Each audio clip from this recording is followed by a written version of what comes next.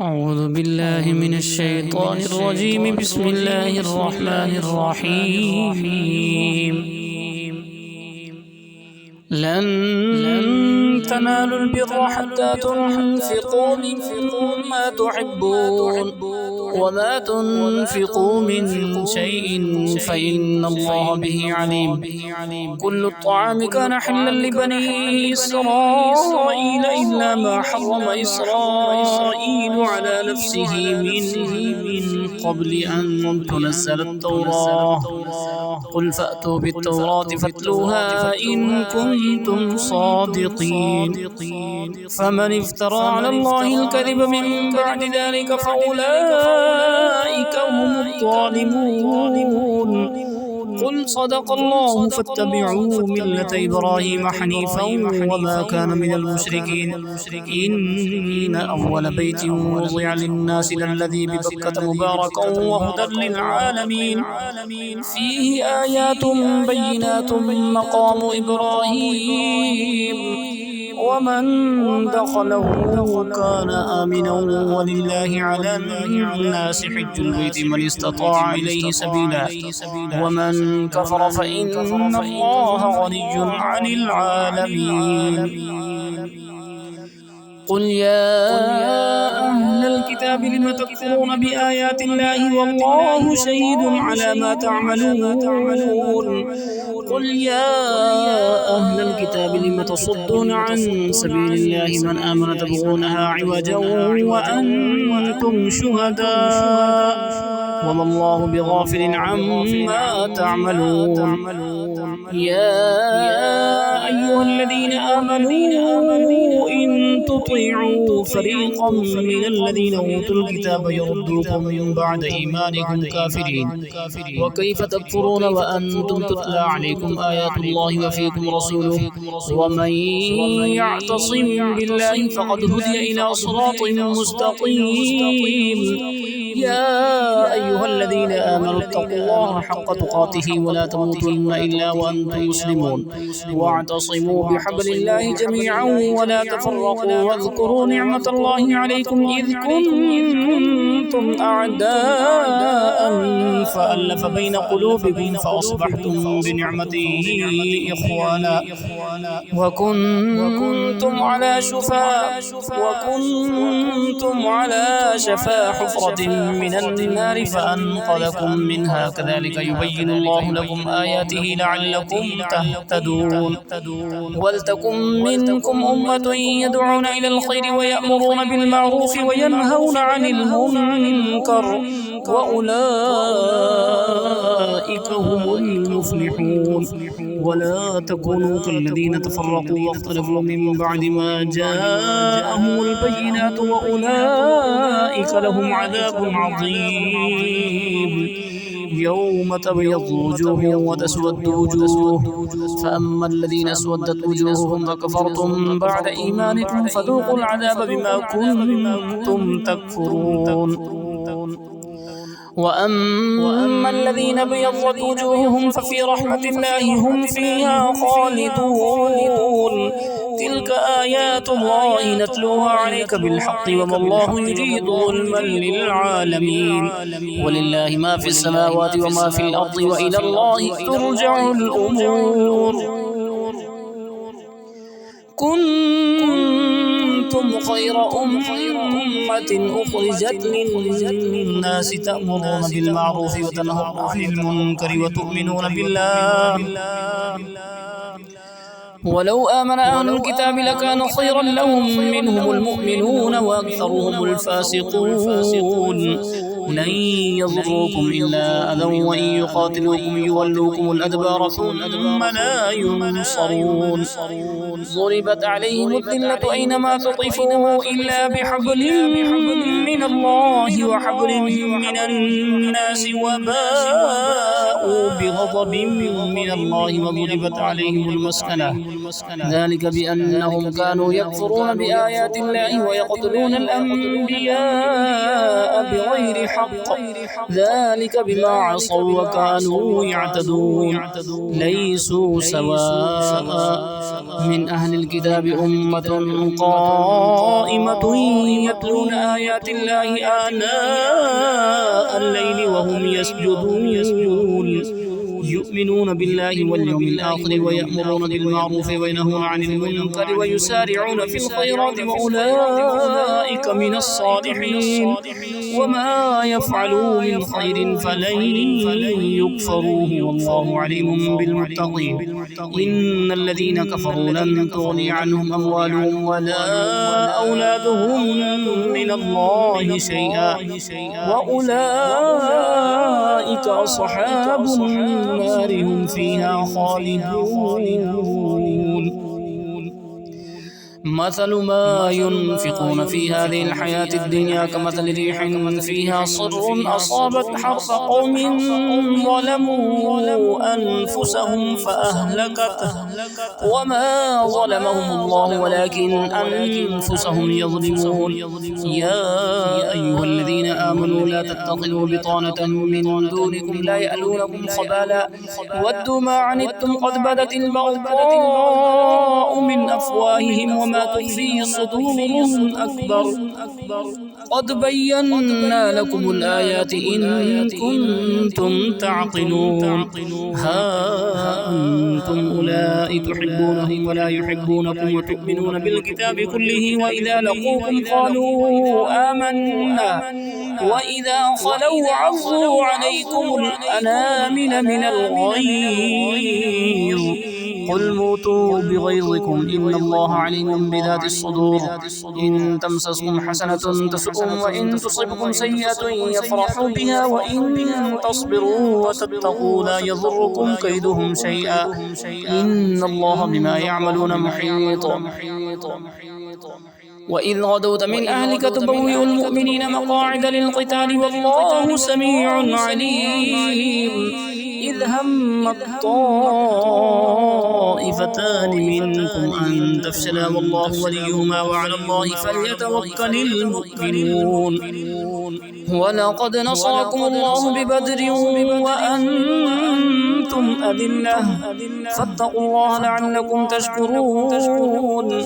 إذ تقول للمؤمنين ألن يكفيكم أن يمدكم ربكم ب3,000 من الملائكة منزلين بلى إن تصبروا وتتقوا ويأتوكم من فورهم هذا يمددكم ربكم ب5,000 من الملائكة مسومين وما جعله الله إلا بشرى لكم ولتطمئن قلوبكم به وما النصر إلا من عند الله العزيز الحكيم ليقطع طرفا من الذين كفروا أو يكبتهم فينقلبوا خائبين ليس لك من الأمر شيء أو يتوب عليهم أو يعذبهم فإنهم ظالمون ولله ما في السماوات وما في الأرض يغفر لمن يشاء ويعذب من يشاء والله غفور رحيم يا أيها الذين آمنوا لا تأكلوا الربا أضعافا مضاعفة واتقوا الله لعلكم تفلحون واتقوا النار التي أعدت للكافرين وأطيعوا الله والرسول لعلكم ترحمون وسارعوا إلى مغفرة من ربكم وجنة عرضها السماوات والأرض أعدت للمتقين الذين ينفقون في السراء والضراء والكاظمين الغيظ والعافين عن الناس والله يحب المحسنين والذين إذا فعلوا فاحشة أو ظلموا أنفسهم ذكروا الله فاستغفروا لذنوبهم ومن يغفر الذنوب إلا الله ولم يصروا على ما فعلوا وهم يعلمون أولئك جزاؤهم جزاؤهم مغفرة من ربهم وجنات تجري من تحتها الأنهار خالدين فيها ونعم أجر العاملين. قد خلت من قبلكم سنن فسيروا في الأرض فانظروا كيف كان عاقبة المكذبين. هذا بيان للناس وهدى وموعظة للمتقين. ولا تهنوا ولا تحزنوا وأنتم الأعلون إن كنتم مؤمنين. إن يمسسكم قرح فقد مس القوم قرح مثله وتلك الأيام نداولها بين الناس وليعلم الله الذين آمنوا ويتخذ منكم شهداء والله لا يحب الظالمين. وليمحص الله الذين آمنوا ويمحق الكافرين. أم حسبتم أن تدخلوا الجنة ولما يعلم الله الذين جاهدوا منكم ويعلم الصابرين. ولقد كنتم تمنون الموت من قبل أن تلقوه فقد رأيتموه وأنتم تنظرون وما محمد إلا رسول قد خلت من قبله الرسل أفإن مات أو قتل انقلبتم على أعقابكم ومن ينقلب على عقبيه فلن يضر الله شيئا وسيجزي الله الشاكرين. وما كان لنفس أن تموت إلا بإذن الله كتابا مؤجلا ومن يريد ثواب الدنيا نؤته منها ومن يريد ثواب الآخرة نؤته منها وسنجزي الشاكرين. وكأي من نبي قاتل معه ربيون كثير فما وهنوا لما أصابهم في سبيل الله وما ضعفوا وما استكانوا والله يحب الصابرين. وما كان قولهم إلا أن قالوا ربنا اغفر لنا ذنوبنا وإسرافنا في أمرنا وثبت أقدامنا وانصرنا على القوم الكافرين. فآتاهم الله ثواب الدنيا وحسن ثواب الآخرة والله يحب المحسنين. يا أيها الذين آمنوا إن تطيعوا الذين كفروا يردوكم على أعقابكم فتنقلبوا خاسرين. بل الله مولاكم وهو خير الناصرين. سنلقي في قلوب الذين كفروا الرعب بما أشركوا بالله ما لم ينزل به سلطانا ومأواهم النار وبئس مثوى الظالمين. ولقد صدقكم الله وعده إذ تحسونهم بإذنه حتى إذا فشلتم وتنازعتم في الأمر وعصيتم من بعد ما أراكم ما تحبون منكم من يريد الدنيا ومنكم من يريد الآخرة ثم صرفكم عنهم ليبتليكم ولقد عفا عنكم والله ذو فضل على المؤمنين. إذ تصعدون ولا تلوون على أحد والرسول يدعوكم في أخراكم فأثابكم غما بغم لكي لا تحزنوا على ما فاتكم ولا ما أصابكم والله خبير بما تعملون. ثم أنزل عليكم من بعد الغم أمنة نعاسا يغشى طائفة منكم وطائفة قد أهمتهم أنفسهم يظنون بالله غير الحق ظن الجاهلية يقولون هل لنا من الأمر من شيء قل إن الأمر كله لله يخفون في أنفسهم ما لا يبدون لك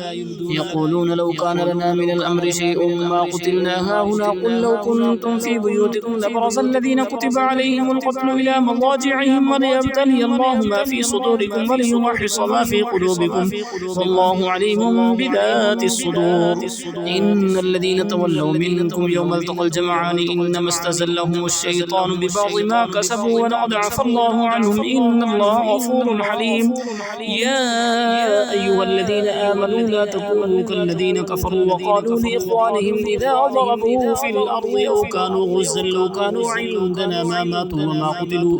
ليجعل الله ذلك حسرة في قلوبهم والله يحيي ويميت والله بما تعملون بصير. ولئن قتلتم في سبيل الله أو متم لمغفرة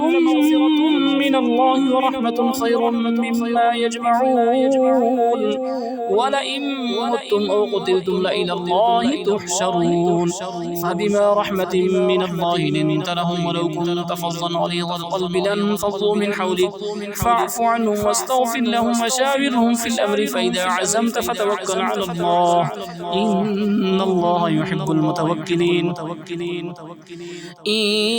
ينصركم الله فلا غالب لكم وإن يخذلكم فمن ذا الذي ينصركم من بعده وعلى الله فليتوكل المؤمنون وما كان لنبي أن يغل ومن يغل يأت بما غل يوم القيامة ثم توفى كل نفس ما كسبت وهم لا يظلمون أفمن اتبع رضوان الله كمن باء بسخط من الله ومأواه جهنم وبئس المصير هم درجات عند الله والله بصير بما يعملون لقد من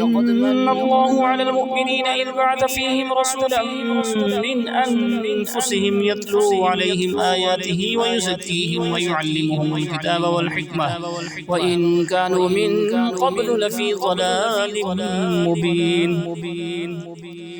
أولما أصابتكم مصيبة قد أصبتم مثليها قلتم أن هذا قل هو من عند أنفسكم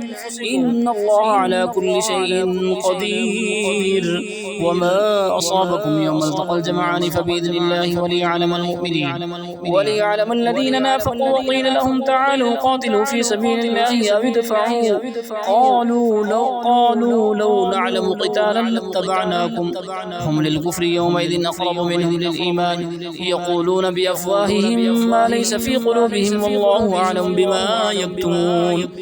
الذين قالوا لإخوانهم وقعدوا لو أطاعونا ما قتلوا قل فادرءوا عن أنفسكم الموت إن كنتم صادقين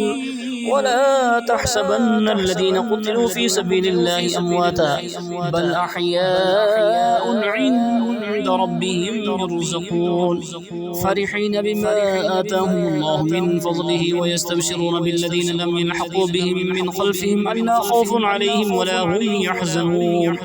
يستبشرون بنعمة من الله وفضل وأن الله لا يضيع أجر المؤمنين الذين استجابوا لله والرسول من بعد ما أصابهم القرح للذين أحسنوا منهم واتقوا أجر عظيم الذين قال لهم الناس إن الناس قد جمعوا لكم فاخشوهم فزادهم إيمانا وقالوا حسبنا الله ونعم الوكيل فانقلبوا بنعمة من الله وفضل لم يمسسهم سوء واتبعوا رضوان الله والله ذو فضل عظيم إنما ذلكم الشيطان يخوف أولياءه فلا تخافوهم وخافون إن كنتم مؤمنين ولا يحزنك الذين يسارعون في الكفر إنهم لن يضروا الله شيئا يريد الله ألا يجعل لهم حظا في الآخرة ولهم عذاب عظيم إن الذين اشتروا الكفر بالإيمان لن يضروا الله شيئا ولهم عذاب أليم ولا يحسبن الذين كفروا أنما نملي لهم خير لأنفسهم إنما نملي لهم ليزدادوا إثما ولهم عذاب مهين ما كان الله ليذر المؤمنين على ما أنتم عليه حتى يميز الخبيث من الطيب وما كان الله ليطلعكم على الغيب ولكن الله يجتبي من رسله من يشاء فآمنوا بالله ورسله وإن تؤمنوا وتتقوا فلكم أجر عظيم ولا يحسبن الذين يبخلون بما آتاهم الله من فضله هو خير لهم بل هو شر لهم سيطوقون ما بخلوا به يوم القيامة ولله ميراث السماوات والأرض والله بما تعملون خبير لقد سمع الله قول الذين قالوا إن الله فقير ونحن أغنياء سنكتب ما قالوا وقتلهم الأنبياء بغير حق ونقول ذوقوا عذاب الحريق ذلك بما قدمت أيديكم وأن الله ليس بظلام للعبيد. الذين قالوا إن الله عهد إلينا ألا نؤمن لرسول حتى يأتينا بقربان تأكله النار قل قد جاءكم رسل من قبلي بالبينات وبالذي قلتم فلم قتلتموهم إن كنتم صادقين فإن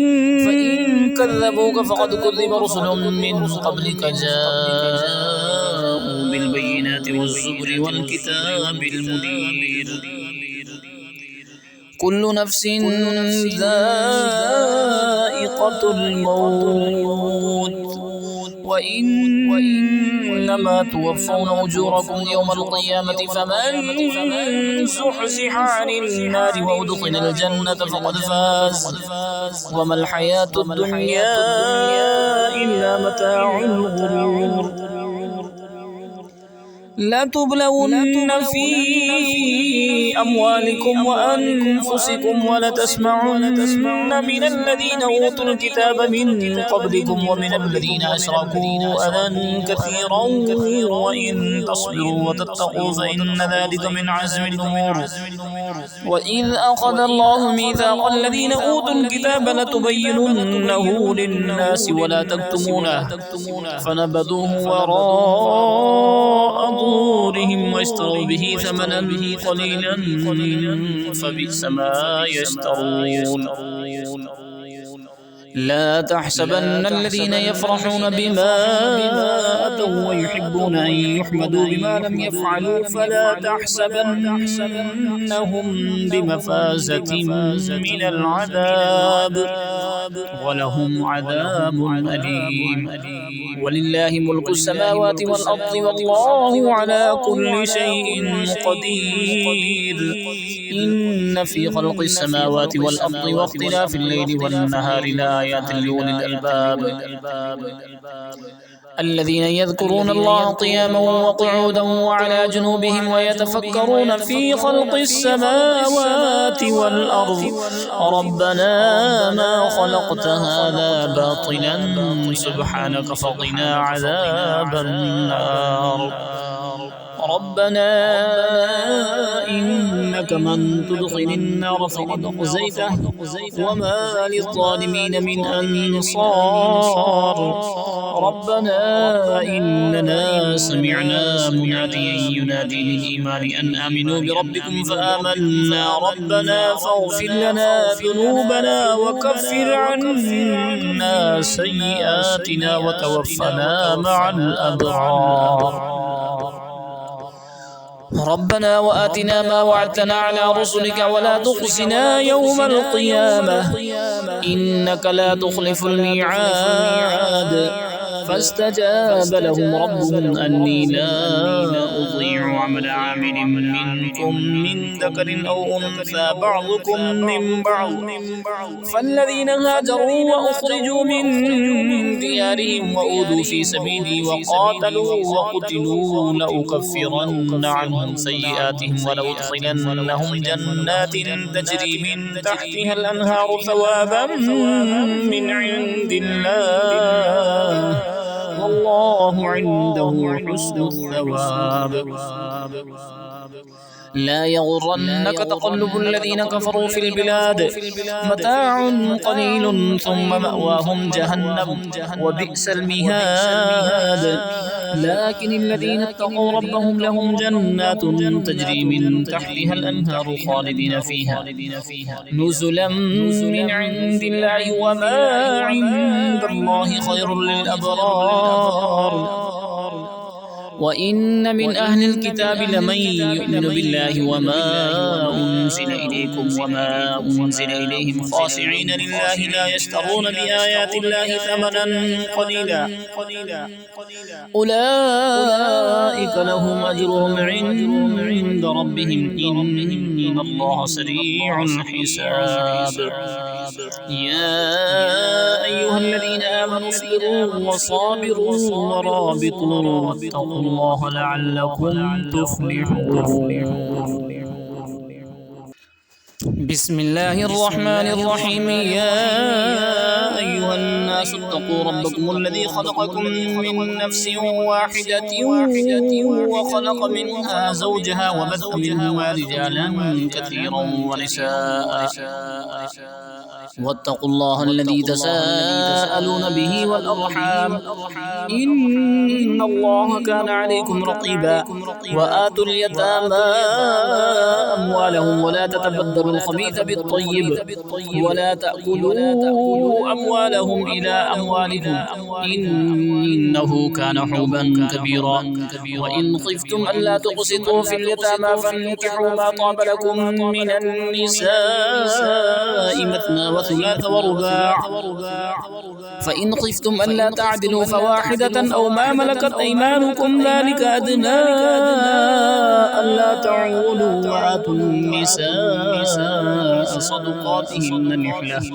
فإن طبن لكم عن شيء منه نفسا فكلوه هنيئا مريئا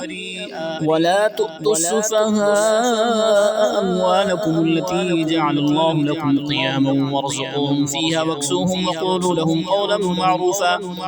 وابتلوا اليتامى حتى إذا بلغوا النكاح فإن آنستم منهم رشدا فادفعوا إليهم أموالهم ولا تأكلوها إسرافا وبدارا أن يكبروا ومن كان غنيا فليستعفف ومن كان فقيرا فليأكل بالمعروف فإذا دفعتم إليهم أموالهم فأشهدوا عليهم وكفى بالله حسيبا للرجال نصيب مما ترك الوالدان والأقربون وللنساء نصيب مما ترك الوالدان والأقربون مما قل منه أو كثر نصيبا مفروضا وإذا حضر القسمة أولو القربى واليتامى والمساكين فارزقوهم منه وقولوا لهم قولا معروفا وليخشى الذين لو تركوا من خلفهم ذرية ضعافا خافوا عليهم فليتقوا الله وليقولوا قولا سديدا إن الذين يأكلون أموال اليتامى ظلما إنما يأكلون في بطونهم نارا وسيصلون سعيرا يوصيكم الله في أولادكم للذكر مثل حظ الأنثيين فإن كن نساء فوق اثنتين فلهن ثلثا ما ترك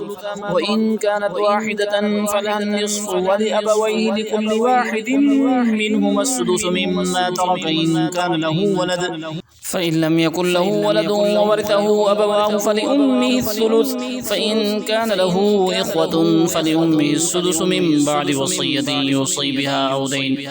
آباؤكم وأبناؤكم لا تدرون أيهم أقرب لكم نفعا فريضة من الله إن الله كان عليما حكيما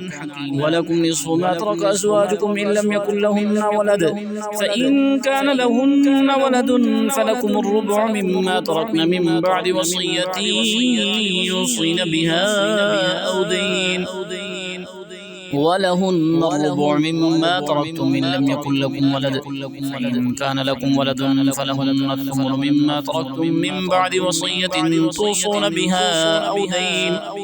وإن كان رجل يورث كلالة أو امرأة وله أخ أو أخت فلكل واحد منهما السدس فإن كانوا أكثر من ذلك فهم شركاء في الثلث من بعد وصية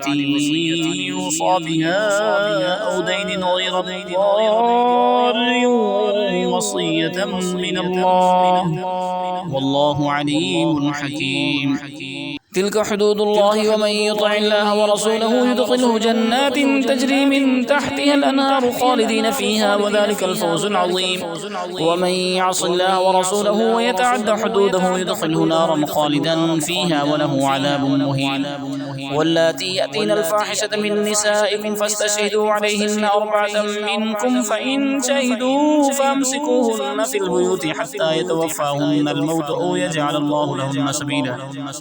واللذان يأتيانهما منكم فآذوهما فإن تابا وأصلحا فأعرضوا عنهما إن الله كان توابا رحيما. إنما التوبة على الله للذين يعملون السوء بجهالة ثم يتوبون من قريب فأولئك يتوب الله عليهم وكان الله عليما حكيما. وليست التوبة للذين يعملون السيئات حتى إذا حضر أحدهم الموت قال إني تبت الآن ولا الذين يموتون وهم كفار أولئك أعتدنا لهم عذابا أليما. يا أيها الذين آمنوا لا يحل لكم أن ترثوا النساء كرها ولا تعضلوهن لتذهبوا ببعض ما آتيتموهن إلا أن يأتين بفاحشة مبينة وعاشروهن بالمعروف فإن كرهتموهن فعسى أن تكرهوا شيئا ويجعل الله فيه خيرا كثيرا. وإن أردتم استبدال زوج مكان زوج وآتيتم إحداهن قنطارا فلا تأخذوا منه شيئا أتأخذونه بهتانا وإثما مبينا. وكيف تأخذونه وقد أفضى بعضكم إلى بعض وأخذن منكم ميثاقا غليظا. ولا تنكحوا ما نكح آباؤكم من النساء إلا ما قد سلف إنه كان فاحشة ومقتا وساء سبيلا. حرمت عليكم أمهاتكم وبناتكم وأخواتكم وعماتكم وخالاتكم وبنات الأخ وبنات الأخت وأمهاتكم اللاتي أرضعنكم وأخواتكم من الرضاعة وأمهات نسائكم وربائبكم اللاتي في حجوركم من نسائكم اللاتي دخلتم بهن فإن لم تكونوا دخلتم بهن فلا جناح عليكم وحلائل أبنائكم الذين